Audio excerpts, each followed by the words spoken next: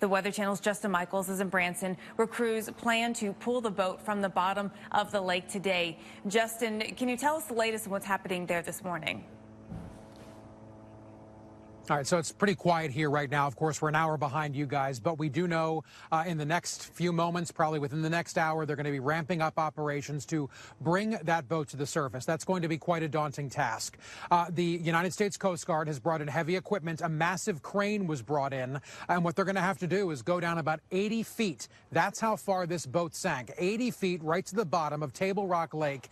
And from what we understand, it's pretty much stuck in the mud.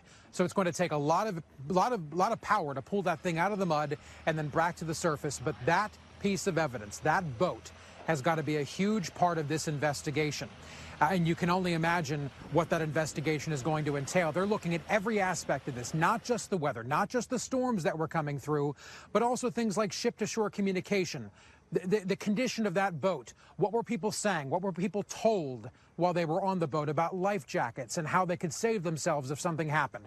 Huge part of the investigation is just what people learned as they were going into this. Now, while that investigation is going on by the NTSB and the U.S. Coast Guard, mourning is well underway. And there was a vigil last night at a local community college for people to come together and do their best to try to get through this together. A very difficult situation for so many people, even people who had nothing to do with the actual tragedy.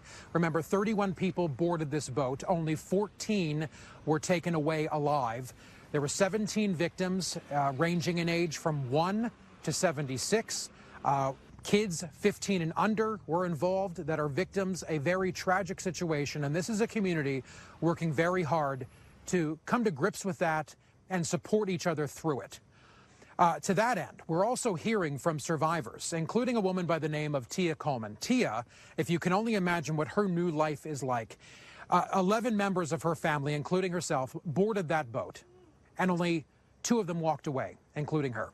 And she's talking to us about what it was like to be in the water, not knowing what was going to happen and if she was even going to survive. Listen to Tia right now.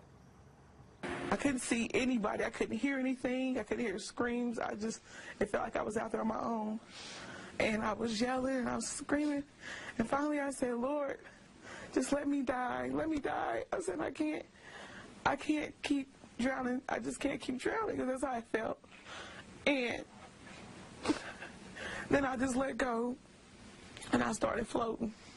And I was floating up to the top. I felt the water temperature raise to warm. And as I felt the water temperature raise, I jumped up and I saw the big boat that sits out there. I don't know what kind of boat it is. It's huge, though. And when I saw them, they were throwing out life jackets to people. And I said, Jesus, please keep me. Just keep me so I can get to my children. Keep me, Lord. Now, to give you some perspective on Tia's new norm and really her new life, Jim and Jen, Tia lost her children and her husband. So the best way I can come up with this, and I can't even imagine what her life is like right now, but she had one life, and that ended, and now she has to figure out the way she's going to live the rest of her life. If you can only imagine losing every member of your immediate family, that's what she's living through right now. Jim, Jen, into you. And going through that circumstance, I mean... Absolutely. I can't imagine. Just absolutely heartbreaking here. Justin, you know, there were people, because we saw the video certainly last Thursday of that lake. It looked like a wash tub out there with the way the wind and the storms were kicking it up. People actually jumped into that water to try and help, you know, people that were on that boat. Did you get a chance to talk to any of them? Oh, sure. Yeah, not just first responders, but everyday folks like you and I hopped on boats when they heard the distress calls coming in. They took those boats out. I talked to a 21-year-old young man, Riley Agabraten. He works at a local marina. He heard the call come in. He and his friends got on a boat, went out. He describes it like he has never seen the lake as angry as it was that day.